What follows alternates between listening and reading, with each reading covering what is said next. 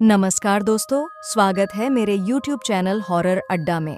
आज हम बात करेंगे एक नई कहानी जिसका नाम है चुड़ैल का कहर।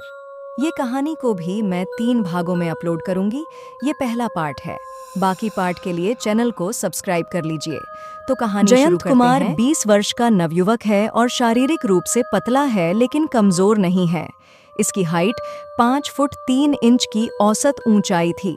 इसके परिवार के इसे स्नेह से जय पुकारते थे तो इसके जिगरी दोस्त इसे यंत्र के नाम से चिढ़ाते थे। इसके गांव का नाम अरंध है जो उत्तर प्रदेश राज्य के मिर्जापुर जिले में पड़ता है। इसके गांव की सबसे अहम बात यह है कि यह शहर से कोसों दूर था। यह मिर्जापुर से 45 किलोमीटर की दूरी पर है। यहाँ के लोगों को किसी भी तरह का तनाव नहीं था। सभी अपनी जीवन को खुशहाली से बिता रहे थे। यह बात लगभग 5 वर्ष पुरानी ही है। अनिल कुमार की आज शादी थी जो कि आज शाम 7 बजे अरंध गांव से 32 किलोमीटर दूर मुंदीपुर में बारात जानी थी। अनिल कुमार, राजीव रंजन और जयंत तीनों ने पिछले वर्ष ही स्नातक तक की पढ़ाई एक साथ पूरी की थी। तीनों एक ही गांव के थे, इस वजह से घनिष्ठता थी। जयंत बारात में जाने के लिए कपड़े इस्त्री कर ही रहता कि तभी उसका मित्र राजीव रंजन जयंत के घर आया और बोला, क्यों हीरो हो गई तैयारी? ये सुनते जयंत स्त्री को दीवार के सहारे रखते हुए कहा, कैसी तैयारी? अरे शाम को बारात में चलना है या नहीं? जयंत बोला, अभी शाम होने में बहुत वक्त है। राजीव रंजन बोला, मेरी समझ में नहीं आ रहा कैसे चले। जयंत बोला, मैं भी तो यही सोच रहा हूं क्योंकि कल सुबह जल्दी भी आना है। राजीव रंजन बोला, इसमें इतनी सोचने वाली क्या बात है? शाम को बारात तेरी बाइक से चल लेंगे? जयंत बोला, चल तो लेंगे लेकिन मेरी बाइक में बस पेट्रोल पंप तक जाने तक ही पेट्रोल होगा। राजीव रंजन बोला, देख फिर क्यों ना ऐसा करें कि बाइक से ही दोनों चलते हैं और पेट्रोल की कीमत दोनों आधी आधी कर लेंगे। जयंत बोला, हम में यह उपाय सही रहेगा क्योंकि कल मेरा जल्दी आना ज्यादा जरूरी भी है। ये सुनने के बाद उसने 50 आवर्स का नोट उसे थमाया और उसने वह अपने अपने पास सुरक्षित रख लिए। फिर थोड़ी देर में वह भी कुछ आवश्यक काम का हवाला देते हुए वहां से चलता बना। उसके बताए हुए योजना के अनुसार जयंत ठीक शाम 7 बजे उसके घर पहुंच जाता हूं। जयंत उसको वहां न पाकर हस्तप्रबड़ रह जाता है। उसके घर वालों से पूछने पर पता लगता है कि अभी थोड़ी देर पहले गांव का ही कोई व्यक्ति आया था। शायद वह उसी से साथ लगभग आधे घंटे पहले बारात के लिए निकल गया है। जयंत जेब से मोबाइल निकालकर उसको कॉल लगाता है तो उसका नंबर आउट ऑफ नेटवर्क बताता है। जयंत 2-3 बार और कोशिश करता है और खींचकर मोबाइल जेब डाल लेता है और उसे कोसता है, ये राजीव रंजन है या कोई दंत मंजन? जब इसे कहा था कि ठीक 7 बजे चलना है तो यह किसके साथ चल गया? उसे यदि जाना ही था तो कम से कम बता तो देना चाहिए था। ऊपर से उसका नंबर भी नहीं लग रहा। यह कहते हुए उसने बाइक की चाबी घुमाई और कलाई घुमा के वक्त देखा तो घड़ी 8 बजने का इशारा कर रही थी। उसने बाइक स्टार्ट करके अकेले ही आरंद से मुंदीपुर अपनी दुपहिया से ही निकल पड़ा। अगले 40 मिनट के अंदर ही वह मुंदीपुर गांव आ चुका था। उसने देखा कि सड़क के किनारे रंग बिरंगे रोशनी के साथ एक कतार में कुछ लोग बिजली के लैंप को ढो रहे थे, जो कि आर्केस्ट्रा वाले को उस अंधेरे में रास्ता दिखाने का बखूबी काम निभा रहे थे। आर्केस्ट्रा के आगे आगे गांव के कुछ लोग रंग बिरंगे परिधानों में अपने नृत्य का कौशल दिखाने में मशगूल थे। इनमें कुछ लोग वो भी थे जिन्हें आज तक अपनी नृत्य की अद्वितीय प्रतिभा दिखाने का कभी अवसर नहीं मिला था और इस मौके को वो अच्छी तरह से भुना रहे थे। इसमें से कुछ अधेड़ उम्र के व्यक्ति हाथों से इशारा कर करके आने जाने वाली गाड़ियों पर हुक्म चलाते और उन्हें अपने हिसाब से रास्ता भी दिखाने का काम करने में लगे हुए थे। सभी अपने धुन में मस्त थे। वहीं दूसरी तरफ जयंत का मित्र अनिल कुमार, जो सुनहरे रंग के शेरवानी और कत्थई रंग के पगड़ी के साथ में सफ़ेद घोड़ी पर बैठे मुंह को लटकाए धीरे धीरे आगे बढ़ रहा था, मानो जैसे कह रहा हो कि इसकी बर्बादी पर इसे छोड़कर सभी जश्न मना रहे हों और उसकी व्यथा सुनने वाला कोई नहीं है, शायद अब बहुत देर हो गई हो। इन सभी व्यक्तियों से जब जयंत की नज़र हटी और उसने बड़े ध्यान से सूक्ष्म निरीक्षण करते हुए देखा तो उसे राजीव रंजन कहीं भी नज़र नहीं आया। उसे अब बहुत गुस्सा आया।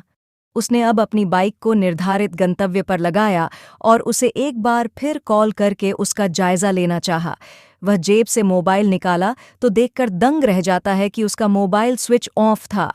उसने जल्दी से उसे ऑन करते ही राजीव को कॉल लगाया तो पहली ही रिंग में उसने उठा लिया, मानो जैसे वह काफी देर से उसी के ही कॉल की प्रतीक्षा में हो। कॉल को उठाते ही जयंत के कुछ बोलने से पहले ही वह दूसरी तरफ से बड़बड़िया, हरामखोर कहाँ है? मैं पिछले आधे घंटे से तेरा नंबर लगा लगा कर थक गया हूं और जनाब है कि मोबाइल ऑफ किए बैठे हैं। मैं कब से तैयार बैठा तेरी राह देख रहा हूं, बोल कहाँ है, चलना है या नहीं? जयंत ने सोचा था कि वह इसकी अच्छे से खबर लेगा और इसे इतना लताड़ेगा, लेकिन यहाँ दांव उल्टा पड़ चुका था। उसने सवालों का अनबार लगा दिया था। जयंत अपने प्रश्न करने की जगह उसे वहीं सामने सब सच बताने और उसकी व्यथा सुनने का मन में निर्णय लिया और उसे 20 मिनट का वक़्त मांगा और उसे लेने के लिए अब फिर से मैं अपने गांव वारंद रवाना हो चला। रात के लगभग 9:30 का वक़्त हो चला था। बाइक चलाते हुए पूरा इलाका सुनसान से प्रतीत हो रहा था। इस वक्त गांव में अक्सर सभी नींद के आगोश में समाये होते हैं। जनवरी का महीना था। ठंड का मौसम होने की वजह से सड़कों पर और चारों ओर शांति फैली हुई थी। शांति ऐसी कि किसी पक्षी के बोलने की भी आवाज़ नहीं आ रही थी, मानो कि जैसे पक्षी भी ठंड की वजह से रज़ाई ओढ़कर सो गए हों। जयंत अपनी बाइक को लगभग काफ़ी तेज़ गति से चला रहा था, क्योंकि वो जल्द से जल्द अपने गांव वरंत पहुंचकर राजीव के साथ वापस बारात में सम्मिलित होना चाहता था। सड़क बिल्कुल सून-सान थी। रास्ते में बहुत ही कम घर थे, न कि मात्रा में ही, एवं रास्ते में सिर्फ हल्की ठंडी ठंडी हवा का अनुभव हो रहा था। अचानक जयंत को रास्ते पर एक आकृति सी दिखी जो तेज दौड़कर रास्ते को पार कर लेना चाह रही थी। उस आकृति को देखकर यह लग रहा था कि मानो जैसे वह कोई औरत हो। जयंत ने झटके से अपनी बाइक के हैंडल को घुमाकर बाइक की हेडलाइट को उस आकृति की तरफ घुमाया तो देखकर दंग रह जाता है कि वह आकृति पलक झपकते ही सड़क के पार कर जाती है। जयंत को यह देखकर विश्वास ही नहीं हुआ कि कोई पलक झपकते ही इतनी जल्दी सड़क कैसे पार कर सकता था। जयंत इन्हीं विचारों में उलझा पड़ा था कि तभी उसकी बाइक की हेडलाइट बंद पड़ जाती है। जयंत हेडलाइट को ठीक करने के लिए रुक जाता है। काफ़ी देर तक मशक्कत करने पर भी वो लाइट ठीक नहीं होती है। वह वहाँ पर कुछ वक्त खड़ा रहता है, फिर अचानक उसे एक साया अपनी तरफ बढ़ती हुई नजर आती है। ये वही साया थी जिसे उसने थोड़ी देर पहले सड़क को पलक झपकते ही पार करते देखा था। वह जैसे जैसे आगे बढ़ रही थी, एक विशेष किस्म की तीव्र खुशबू भी बढ़ती जा रही थी। अगले चंद सेकंड्स में वह उसके सामने थी। जयंत की नज़र उस काले साए पर पड़ी तो वह यह देखकर प्रफुल्लित हो जाता है कि एक 5.5 फीट की कोई औरत काली साड़ी में उसके सामने खड़ी है। उसने अपना मुख घूंघट के अंदर छिपा रखा था। उसके पेट का काफी बड़ा हिस्सा ढके न होने की वजह से उसकी नाभि का उभार जयंत साफ साफ देख पा रहा था। जयंत नजरें उसकी नाभि पर ही अटक गई थी, जैसे रावण की शक्तियां उसकी नाभि में ही निहित थी। ठीक उसी प्रकार जयंत उसके नाभि के वजूद का एहसास हो रहा था। बहरहाल उसने खामोशी को तोड़ते हुए जयंत से ही प्रश्न किया, यहाँ इतनी रात को क्या कर रहे हो? उसकी यह बात सुनते ही जयंत बोल पड़ा, त तुम्हें इससे क्या मतलब? यह सुनते उस औरत ने बड़े प्यार से इस बार कहा, इतनी रात को तुम्हें इस जगह डर नहीं लगता? ये सुनते ही इस बार जयंत सकपका गया और थोड़ा ऊंचे स्वर में बोला, मेरी छोड़ो, पहले ये बताओ कि तुम यहाँ आधी रात को अकेले इस सुनसान जगह पर क्या कर रही हो? यह सुनते ही उसने चालाकी भरी जवाब दिया और बोली, अब मैं अकेली कहाँ हूँ, तुम भी तो साथ हो। यह कहकर वो खिलखिलाकर हंस पड़ी। उसके इस हंसी के साथ जयंत भी कुछ सामान्य स्थिति में हो गया। जब उसकी हंसी रुकी तो वो बोली, मैं तो अक्सर यहाँ आती रहती हूँ, लेकिन तुम्हें पहली बार देखा है। जयंत ने भी उसकी इस हमदर्दी को देखते हुए अपनी सारी कहानी बता दी, जिसके सुनने के बाद हो हंस के बोल पड़ी, बाबू, होनी को कोई नहीं टाल सकता। जो होना है वो तो होकर रहेगा ही, इसे ना तुम बदल सकते ही और ना ही। यह कहते ही वो एकदम से चुप हो गई। जयंत ने भी उसे कुछ नहीं कहा। थोड़ी देर खामोशी छाई रहती है। तभी जयंत के दिमाग में एक सवाल घर कर जाता है और वो मन ही मन बुदबुदाता है, कहीं ये चुड़ैल तो नहीं? भला इतनी रात को कौन अकेली औरत खेत में भटकती है? नहीं नहीं, ये चुड़ैल नहीं हो सकती। यदि ऐसा होता तो इससे इतनी मनमोहक खुशबू कैसे आती? मैंने तो सुना है कि चुड़ैल के जिस्म से सड़ीली दुर्गंध आती है और वह इतनी व्यावहारिक भी नहीं होती। लेकिन यदि यह सच में चुड़ैल ही हुई तो? अभी पता लग जाएगा यदि इसकी दोनों टांगें उल्टी हुई, यो निश्चित रूप से यह चुड़ैल ही होगी। अब जयंत ध्यान से उस औरत के पांव की तरफ देखे तो अपने किस्मत को कोसने लगा, क्योंकि एक तो यह घनघोर अंधेरा और ऊपर से काले रंग की साड़ी, जिसकी वजह से उसके पांव बिल्कुल ही ढका हुआ था, जिसकी वजह से वो बिल्कुल अंदाजा नहीं लगा पाया। जयंत को उसके चुड़ैल होने के अभी तक कोई पुख्ता सबूत नहीं मिले थे, लेकिन वह एक आम महिला है, यह उसका दिल मानने को भी कतई राजी नहीं था। बहरहाल उसने भी उसे एक साधारण महिला ही मान लिया। जयंत ने चुप्पी तोड़ते हुए उससे कहा, हाँ बिल्कुल सही कहा तुमने, लेकिन इतनी रात गए इधर क्या कर रही हो? पता है ना यह इलाका बाहुबलियों का है, और ऐसे जगह पर इतनी रात को किसी खतरे को निमंत्रण देने जैसा ही है। अगर मेरी मदद ही करना चाहते हो तो यहाँ से तकरीबन 3 किलोमीटर पर मेरा गांव है, वहां मुझे छोड़ दो। बेशक मैं छोड़ दूंगा, मुझे कोई दिक्कत नहीं है, लेकिन क्या नाम है आपके गांव का? जी आगे जो वरुणा नदी पड़ती है, उसे पार करने के बाद लगभग 1 किलोमीटर की दूरी पर भरहता नामक गांव के पास छोड़ देना। ठीक है, ये तो मेरे गांव जाने के रास्ते में ही पड़ता है। आ जाओ, बाइक के पीछे आराम से बैठ जाओ। ये कहते जयंत ने अपनी मोटरसाइकिल के पीछे उसे बैठा लेता है। वह औरत जयंत से लगभग चिपक कर बैठ जाती है। उसके इस कदर बैठने से जयंत के शरीर में झुरझुरी सी दौड़ पड़ती है। उसकी जिंदगी में ऐसा मौका पहली बार मिला था कि कोई इतनी जवान और हसीन औरत उसके इतनी करीब आई हो। तो क्या नाम बताया था आपने? जी, मेरा नाम जयंत ब्लूच है। और आपका? मेरा नाम जानकर क्या करोगे बाबू? अच्छा चलो, कोई बात नहीं, अगर नहीं बताना चाहती तो मैं तुम्हें फोर्स नहीं करूंगा। नहीं बाबू, वह बात नहीं है। हम जैसे गरीब को पूछता ही कौन है? यह कैसी बातें कर रही हो? मैं भी तो एक गरीब किसान का ही बेटा हूं, लेकिन किसी के सामने हाथ फैलाने की जगह दोनों हाथ से मेहनत करते हैं और खाते हैं। नहीं बाबू, मेरा वह मतलब नहीं था। खैर छोड़िए इन बातों को। ये बताइए कि आपकी शादी हो गई है क्या? नहीं, अभी तो नहीं हुई, लेकिन उम्मीद है जल्द आप जैसी कोई खूबसूरत लड़की मिल गई तो जरूर कर लूंगा। आपने मेरे चेहरा देख लिया क्या? ये कहते के साथ वह औरत जयंत के जिस्म से काफी चिपक जाती है। नहीं, देखी तो नहीं है, लेकिन मैं जानता हूं आप बेहद सुंदर ही होंगी, बिल्कुल अपनी खूबसूरत आवाज की तरह। तो आपको नहीं लगता कि इस खूबसूरत चेहरे का दीदार कर ही लेना चाहिए आपको? ये तो मेरी मन की बात कह दी आपने। मैं तो कब से आपके चेहरे को देखने को बेताब था, लेकिन कहने से डर रहा था कि पता नहीं आप क्या समझो। तो जनाब पीछे पलटो ना, इस बार उसने बड़ी ही मादकता भरी आवाज में कहा था। जयंत का इस वक्त पूरा ध्यान बाइक चलाने पर था। वह चाह कर भी उसका चेहरा नहीं देख पा रहा था, क्योंकि उसने बाइक के साइड मिरर पिछले हफ्ते ही हटा दिए थे और रास्ते टूटी फूटी होने की वजह से उसका ध्यान सड़क पर सामने था। अगले ही पल वह औरत जयंत के कमर पर हाथ आगे की तरफ बढ़ाते हुए उसे प्यार से जकड़ लेती है और बोलती है, अब तो पीछे पलट कर देख लो मेरी जान। अचानक इस बदलाव से जयंत का बदन थरथरा उठा। उसने सोचा कि अब इसे अचानक क्या हो गया है? ये क्यों बार बार मुझे अपने चेहरे को दिखाने के पीछे पड़ गई है? अभी जयंत इन्हीं सब सोचने में खोया था कि वरुणा नदी का पुल आ गया और वह औरत जयंत के गले पर पीछे से चुंबन करती हुई उसके कानों को अपने हल्के से दांतों से प्यार से काटते हुए बोलती है, अब तो मेरी आखिरी मंजिल भी आ गई है बाबू, पलट जाओ ना, एक दफा देख तो लो। क्या पता तुम्हारी तलाश मुझे देखने के बाद खत्म हो जाए हमेशा के लिए। इधर जयंत के दिमाग में कुछ और ही चल रहा था। उसके यह बात समझ में आ गई थी कि वह औरत जरूर कुछ गलत करना चाहती है, जिसकी वजह से वह उसकी जगह रास्ते पर अपना ध्यान केंद्रित करता हुआ चल रहा था। जब उससे नहीं रहा गया तो वो बोल पड़ा, अरे इस कद्र परेशान मत करो। देखो वरुणा नदी को पार करते ही जैसे ही मैं तुम्हारे गांव छोड़ूंगा तो उतरने के बाद मुझे अपना चेहरा दिखा देना, क्योंकि गाड़ी चलाते हुए तुम्हारे चेहरे को देखना मेरे लिए असंभव है और दुर्घटना होने की संभावनाएं ज्यादा हैं। जयंत की यह बात सुनते ही वह इस बार चीख कर बोली, ए लड़के, मैं कहती हूं कि पीछे पलट नहीं तो सही नहीं होगा। यह सुनते जयंत सकपका कर रहा जाता है कि जो अभी औरत प्यार की अटखेलियां कर रही थी, अचानक ऐसा क्या बदलाव आ गया जो अपनी जिद पूरी करने के लिए लगभग पागल सी होती जा रही है।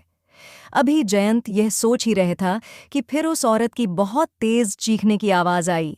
तू देख, नहीं तो मैं तेरी इस गाड़ी से कूदकर तुझे भी गिरा दूंगी। तू समझता क्यों नहीं? बस एक बार पलट के देख ले मुझे, तुझे पलटना ही होगा, समझे? अचानक हुए इस बर्ताव से जयंत सकते में आ गया था। अचानक उसे अपने दादा की कही हुई बात याद आ गई। उसके दादा ने बताया था कि एक बार ठिठुरन भरी ठंड में किसी गांव से अपने गांव आ रहे थे। घर जल्दी पहुंचने के चक्कर से उन्होंने खेत के रास्ते से शॉर्टकट जाने की सोची। उस वक़्त तो उनके हाथ में घड़ी तो नहीं थी, लेकिन यह घटना मध्य रात्रि से पहले की है। उन्हें अचानक ऐसा एहसास हुआ था कि उनके पीछे पीछे कोई चला आ रहा है। फिर अगले ही पल उन्हें एहसास हो गया कि कोई उनके पीछे पीछे चलते इतने करीब आ गई कि अचानक उनसे कहा, कहाँ जा रहे हो मुसाफिर? ये सुनने के बाद भी जयंत के दादा ने कोई जवाब नहीं दिया। फिर अगली आवाज आई, मुसाफिर नाराज हो क्या? यह सुनने के बाद भी जब जयंत के दादा ने कुछ न कहा तो उस अजनबी आवाज ने उसके दादा के बिल्कुल करीब आकर उनके कंधे पर हाथ रखकर बोला, अरे तनिक सुस्ताई लो बुढ़ू, इतनी जल्दी कहाँ है जाने की? काफी देर से जयंत के दादा शांत थे, लेकिन उन्होंने देखा कि वह अजनबी साया उसका साथ छोड़ने को ही तैयार नहीं, तो वह खींचकर बोले, देख, तेरी कोई भी युक्ति काम में नहीं आने वाली। तू लाख यत्न कर ले, मैं पीछे पलटकर नहीं देखने वाला। अगर तुझमें हिम्मत है तो सामने आकर बात कर। उनके ऐसा कहते ही वह साया वहां से गायब हो गई और पूरे रास्ते उन्हें किसी ने फिर परेशान नहीं किया। वह इस बात को भली भांति जानते थे कि पीछे पलटकर देखने पर इस तरह की नकारात्मक शक्तियां उनके साथ घर आ जातीं या वहां पलटते ही उनका अनिष्ट कर सकती थी। ये बात उन्होंने अपने पोते को बताया था, जिसे जयंत अच्छी तरह गांठ बांध लिया था कि कुछ भी हो जाए, ऐसे मौके पर पीछे पलटकर भूल से भी नहीं देखनी चाहिए।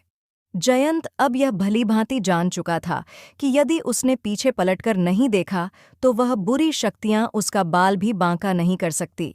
जयंत इन्हीं विचारों में खोया था कि उसने देखा कि उस औरत का गांव आ गया है। उसने उस औरत को आवाज दी तो कोई जवाब नहीं आया।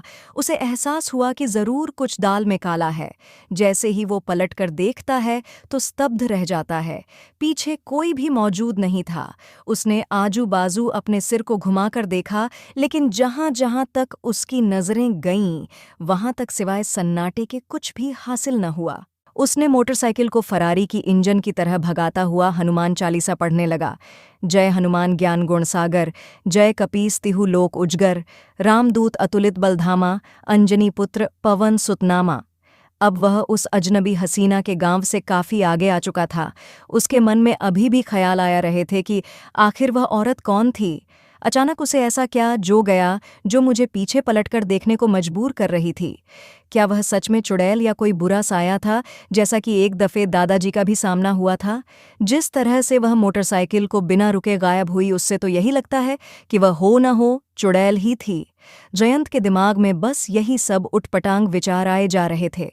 वह इस ठंड के मौसम में भी पसीने से तरबतर हो चुका था। शुक्र है कि मुझे दादाजी की वह बात ध्यान में रही और मैं उस औरत नहीं, वो औरत नहीं, चुड़ैल के कहने पर पीछे नहीं पलटा। ये कहते उसने हनुमान जी को इसका आभार व्यक्त किया और वह अब अपने गांव आ चुका था। वह जैसे ही अपने घर पहुंचा, वहां उसकी नज़र राजीव रंजन पर पड़ी, जो उसका बेसब्री से इंतजार कर रहा था। उसे देखते ही राजीव बोल पड़ा, तू मुझे बिना लिए क्यों चला गया था? वो मैं भूल गया था। ऐसे कैसे भूल गया बे, जब दोनों की बात हुई थी साथ में जाने की? राजीव की बात को अनसुना करते हुए मोटरसाइकिल की चाबी उसके हाथ में थमाते हुए बोला, ये ले चाबी और तू जा।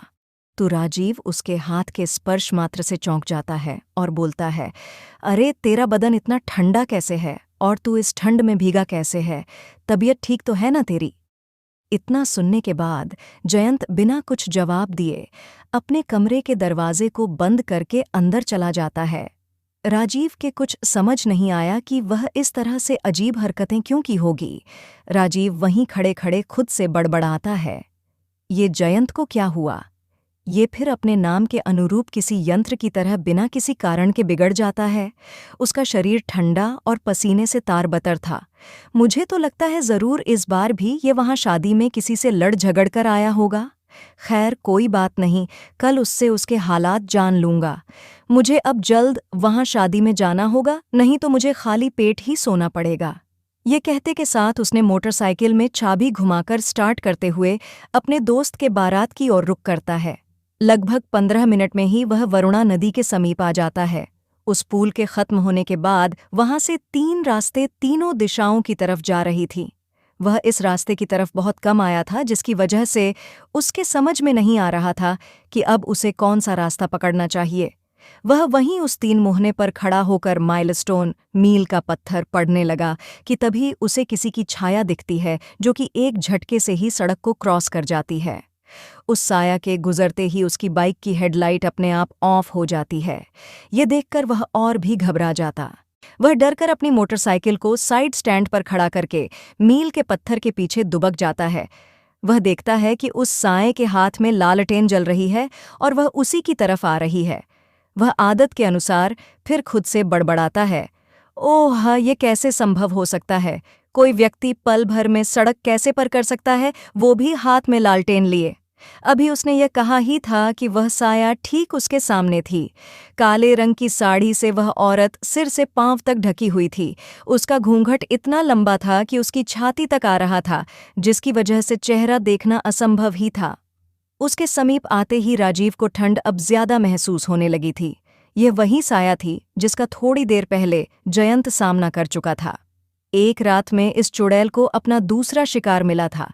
इससे पहले कि वह साया राजीव की हरकतें समझ पाती, उसने ऐसे नाटक किया जैसे वह उस मील के पत्थर के पीछे लघुशंका कर रहा हो। राजीव अपने आप को सामान्य करता हुआ मील के पत्थर से ऐसे बाहर निकला जैसे उसने कुछ देखा ही न हो। राजीव ने उससे बात करनी चाहिए, लेकिन इससे पहले कि राजीव कुछ कहता वह बोली, बाबू अकेले कहाँ जा रहे? मैं यहाँ से आधे घंटे की दूरी पर एक गांव है जिसका नाम मुंदीपुर है, वहां जा रहा हूँ। वहां मेरे एक दोस्त की शादी है। लेकिन तुम इतनी रात यहाँ क्या कर रही हो? मैं पानी की धारा को खेत की तरफ मोड़ने आई थी। अब वह काम करके वापस जा रही हूँ। क्यों तुम्हारे घर में कोई मर्द नहीं है क्या? कोई होता तो फिर मैं यहाँ क्यों भटकती इतनी रात को? बाबू तुम्हें डर नहीं लगता इतनी रात को सुनसान जगह से होते हुए अकेले ही जा रहे हो? अरे मेरी छोड़ो, ये सवाल तो मैं तुमसे भी पूछ सकता हूँ। बाबू, मुझे किसी का भी डर नहीं। न मेरे आगे कोई है न मेरे कोई पीछे। अब मेरा कोई चाह कर भी कुछ नहीं बिगाड़ सकता। तुम्हारी बातें मेरी समझ से परे हैं। ये बताओ तुम्हें किधर जाना है? मैं छोड़ता हुआ चला जाऊंगा। आप जिस गांव जा रहे हो वहां से 5 किलोमीटर पहले एक गांव पड़ता है, वहां जाना है मुझे। ये सुनते राजीव उससे बोलता है कि ऐसा करो कि तुम मेरे साथ चलो, मैं तुम्हें छोड़ दूंगा और मेरी मदद भी हो जाएगी। वह औरत रूपी चुड़ैल बिना किसी हिचकिचाहट के और बिना कुछ बोले बाइक पर सवार हो जाती है। यह थोड़ा राजीव को अजीब सा लगता है, पर वह कुछ नहीं बोलता और बाइक को स्टार्ट करने के बाद कहता है, यहाँ से तो 3 रास्ते जा रहे हैं। हमें किस रास्ते में जाना है? वो जो सबसे किनारे वाला रास्ता दिख रहा है ना, जहाँ शुरुआत में पीपल का पेड़ है, वहीं से ले लो। लेकिन मैं जब पिछले साल आया था तब इस बीच वाली रास्ते से उस तरफ गया था। वो सही कहा आपने, पहले वही रास्ता था, लेकिन अब उस रास्ते पर गड्ढे बहुत ज्यादा हैं, जिसकी वजह से दोनों को परेशानी होगी। ठीक है, जैसा आप कहो, वैसे भी आपको ज्यादा पता होगा। राजीव ने बाइक उस पीपल के पेड़ के रास्ते की तरफ घुमा दिया और चल पड़ा। अभी कुछ दूर तक ही चला था कि उनकी बाइक की हेडलाइट, जो थोड़ी देर पहले अपने आप बुझ गई थी, लाइट अपने आप ही जलने लगी। अब उसे और भी ज्यादा अजीब लगा। फिर उसने उस चुड़ैल से बात करनी चाहिए, लेकिन जैसे जैसे वह उस रास्ते पर बढ़े जा रहा था, वह कुछ अजीब से ही जवाब दे रही थी। लेकिन राजीव ने चुप्पी तोड़ते हुए कहा, आपको अनजान व्यक्तियों पर भरोसा नहीं करना चाहिए। वह चुड़ैल बोली, मैं यहाँ वर्षों से आती जाती रही हूँ। मुझे जो इंसान एक बार देख लेता है वो मरने के बाद भी नहीं भूलता। नहीं नहीं, मुझे इतनी जल्दी नहीं मरना मुझे। ओह हो, तो इतनी खूबसूरत हो आप। ये कहते के साथ ना समझ राजीव हंस पड़ता है। जब राजीव शांत होता है तो वह चुड़ैल कहती है, तो चेहरा नहीं देखना चाहोगे मेरा? क्या फायदा, आपने घूंघट की जगह ये चादर जो ओढ़ रखी है कोई कैसे देख पाएगा? तुम बोलो तो हटा दूं ये घूंघट? नहीं, रहने दो। किसी ने बेकार में देख लिया तो बात का बतंगड़ बना के रख देगा। ये सुनते इस बार वह गुर्रा के बोली, तुम लोग समझते क्या हो अपने आप को? मैं देखती हूं कि तू कैसे नहीं देखेगा। अजीब सी आवाज में राजीव ऐसे जवाब सुनकर स्तंभ सा रह जाता है। वह सोचता है कि न जाने किस को आज साथ ले लिया है, और वह बिल्कुल शांत होकर बाइक चलाने लगता है और अपने आप में सोचता है, हे भगवान, यह औरत है या कोई बला है? कब और कितनी जल्दी मैं इसके गांव छोड़ दूं ताकि इससे पीछा छूटे। लेकिन अब उसे क्या पता कि वो कैसी बला को अपने साथ लेकर अनजान मंजिल पर निकल पड़ा है, जहां से एक बार जाता तो इंसान ही है, लेकिन वापस जब आता है तो उसके साथ अपना शरीर नहीं होता। ओह, जल्दी से बाइक रोको, मेरा दुपट्टा नीचे गिर गया है। ये कहते हुए वह चुड़ैल राजीव के कमर को जोर से भींच लेती है। अरे यार, अब ये क्या बला है? अच्छा, पहले मेरी कमर को छोड़ो, मैं रोक कर देता हूं तुम्हारा दुपट्टा। राजीव अगले ही पल अपनी बाइक सड़क के बीचों बीच रोक देता है, और तभी उसे ख्याल आता है कि वह औरत झूठ बोल रही है। वह उसे डांटते हुए पीछे पलटकर बोलता है, अरे बेवकूफ, तूने मुझे गधा समझा है क्या? मैं अच्छी तरह से जानता हूं, तेरे पास कोई दुपट्टा उपट्टा नहीं है क्योंकि तूने काले रंग की साड़ी पहनी हुई है। लेकिन उसे कोई आवाज नहीं सुनाई देता, तो वह बाइक में बैठे बैठे ही पीछे की तरफ देखता है, तो वहां पर कोई नहीं था। राजीव बहुत घबरा जाता है और तुरंत बाइक को साइड स्टैंड में लगाकर अपने चारों ओर देखता है, पर कोई नहीं दिखाई देता। अरे, ये औरत कहाँ गई? अभी तो कह रही थी कि उसका दुपट्टा गिर गया है। भला चंद सेकंड्स में कहाँ गायब हो सकती है? कि कहीं वो चुड़ैल तो नहीं? हे भगवान, मुझे पहले ही समझ जाना चाहिए था। आप सभी का शुक्रिया वीडियो देखने के लिए। अगर आपका कोई सुझाव हो तो कमेंट ज़रूर करें, बाकी चैनल को सब्सक्राइब करें और लाइक भी करें। तो मिलते हैं अगले वीडियो में, तब तक जय श्री राम।